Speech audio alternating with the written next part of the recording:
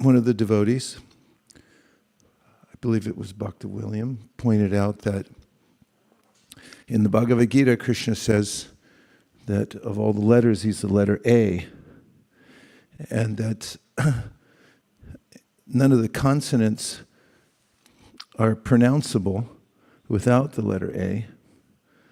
You can't just make the frictional sound of the consonant without A to then fill it out. And in the Nāmāṣṭakam by Rūpa Gosvāmī, that great Acharya says that the holy name is a paramakshara krite, or the supreme combination of syllables.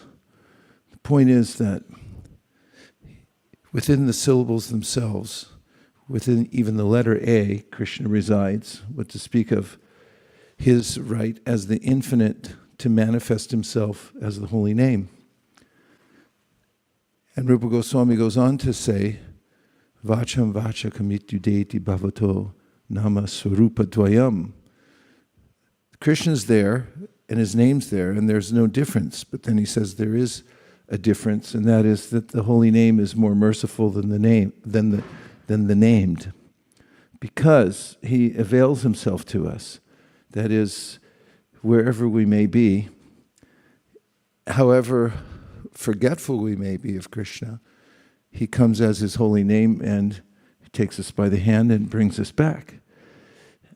And those who are especially fortunate will embrace the holy name, who's the most merciful incarnation of Krishna.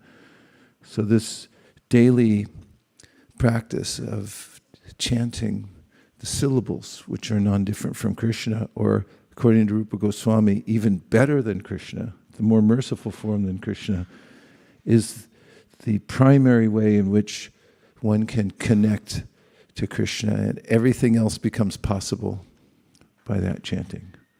What do you think? Okay, we'll try. Jai Shri Krishna Chaitanya Prabhu Nityananda Shri Advaita Gadadhara Shivasari Gaura Bhakti. Hare Krishna. I have a small interjection. In the Nāmāṣṭakam by Rūpa Gosvāmī, which is a great inspiration to anyone who's practicing Krishna consciousness, he says, I mukta-kulair upāsyamānam. That's, oh, how wonderful it is that all the great sages worship the holy name. This is the main focus that they have in their worship. And I oftentimes think of Vālmīki Muni, because he was in such a slump as a living entity that when he got an instruction to come out of his stupor, that is, he had sunk so low that he had become a hunter, and he felt completely contaminated by that. So when Nārada Muni told him that, chant Hare Kṛṣṇa, he said, I can't do it. Have you ever been in a state where you knew what you're supposed to do, but you couldn't do it? Yes. And so Nārada Muni considered it so important, and the main means for him to come out of the condition he was in, that he kind of tricked him and said, then don't chant Rāma, just chant Marā, death, because that's the state of mind you're in as a hunter, that you've actually become attached to killing other living entities. So just say Marā. And he took that up. And when you say Marā in succession of words, then you're actually saying Rāma, because it's the same syllables, just reverse. Marā, Marā, Marā, Rāma, Rāma, Rāma, Rāma. And so upāsyamānam. Which sage can you think of, or do you think of any that inspire you in the chanting of Hare Kṛṣṇa? We'll take 3. No credit without microphones. Of course, we don't have any microphones.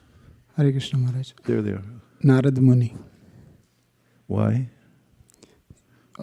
Whenever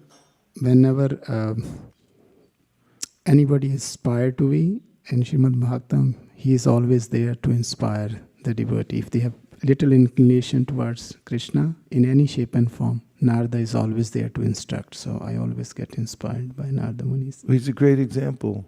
He started in apparent obscurity in an unknown family somewhere. Didn't have a father. His mother died when he was 5, but he got association with liberated souls. So he took up the path of devotional services, known as a great hero who rose to this highest position. And he's known through the song of Bhaktivinoda Thakur for going everywhere. And of course, we hear about him, as you said, through the Bhagavatam, as just teaching people to chant Hare Kṛṣṇa wherever he goes. He's one who taught Vyasadeva. He said, Iti murtya abhidanena mantra murtim amurtikam yajite yagya purusham sasam yag darshana puman.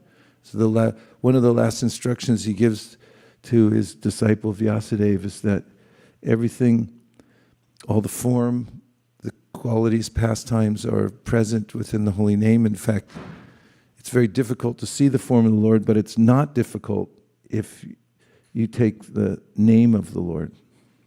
So Nārada Muni is a good sage to meditate upon, liberated sage who chants the holy name. Is there anybody else you can think of who inspires you, who advocates chanting Hare Kṛṣṇa?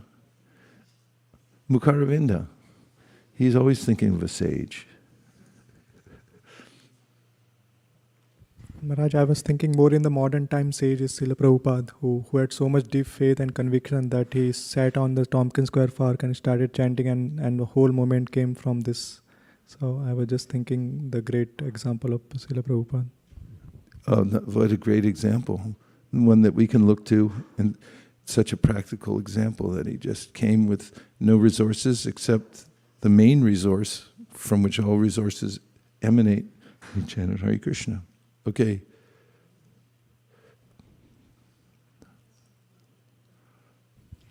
Haridas Thakur, the Namacharya, who chanted 192 rounds every day, and practically he couldn't sleep, so his whole life was an example for how to 24/7 chant the Hare Krishna Mahamantra.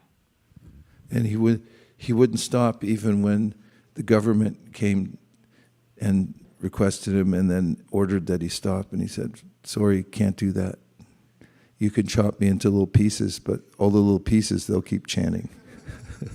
One more sage. Oh, somebody's got their hand up online. It is Roma, Bhakti Roman. Hare Krishna, Guru Maharaj. I'm thinking about Bhaktivinoda Thakur. By studying his pastimes, he was the first who established Namāṣṭakam, which is the market of a holy name. And he had a lot of devotees coming to these Namāṣṭakas, and everybody learned about Hare Krishna mantra through him as well. Yeah, he started a whole company, multi-level marketing company.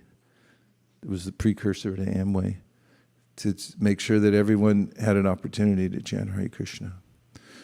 So one thing that's very powerful is to remember the great acharyas and sages who were successful by chanting Hare Kṛṣṇa. That was their main means of conquest. And we could aspire to sit at their feet and listen to them chant, and also chant with them, if you can imagine such a thing. Like sometimes you could think of Jagannath Das Babaji Maharaj, who was one of our guardians, and just imagine entering into his kutir, laying prostrate, and then asking for permission to sit and listen or chant. So we're in the company of all these sages. They're actually our protectors, and if we can remember them, that was their main focus in life, and we can emulate them, then this is called following the footsteps, and we can attain all perfection through chanting. Great sages who chanted Hare Kṛṣṇa ki.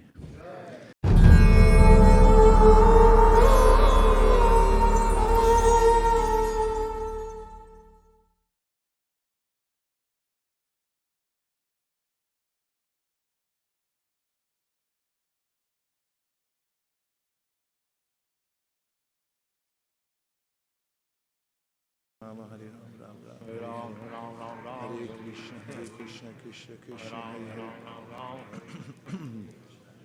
Hare Rama, Rama, Hare Hare. Hare Krishna, Krishna Krishna, Hare Hare. Hare Rama, Rama, Hare Hare. Hare Krishna, Krishna Krishna, Hare Rama, Hare Hare. Hare Krishna, Krishna, Hare Hare. Hare Rama, Hare Hare. Hare Krishna, Krishna Krishna, Hare Hare. Hare Rama, Hare Hare. Krishna, Krishna, Hare Hare. Hare Rama, Rama, Hare Hare. Hare Krishna, Krishna Krishna, Hare Krishna. Krishna, Krishna, Hare Hare. Hare Rama, Hare Hare. Krishna, Krishna, Hare Rama, Rama, Hare Hare. Hare Krishna, Krishna Krishna, Hare Rama, Rama, Hare Hare. Hare Krishna, Krishna Krishna, Hare Rama, Hare Krishna, Krishna Hare Krishna, Krishna Krishna, Hare Krishna, Hare Rama, Hare Krishna, Krishna Hare Krishna, Hare Rama, Hare Krishna, Krishna Krishna, Hare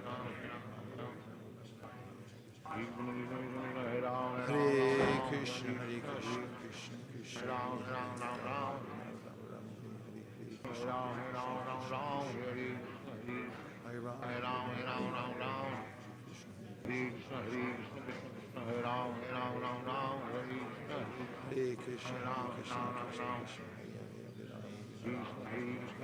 Hare Krishna, Krishna Krishna, Hare Krishna,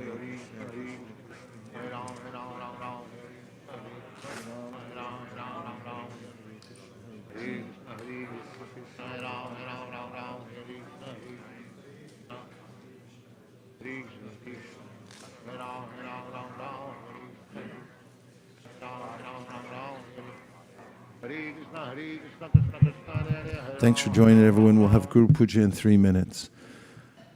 Vanchagoplaruscha, Kripa Sindhaveva, Japatitanam Pavlivyo, Vaishnavibhyo.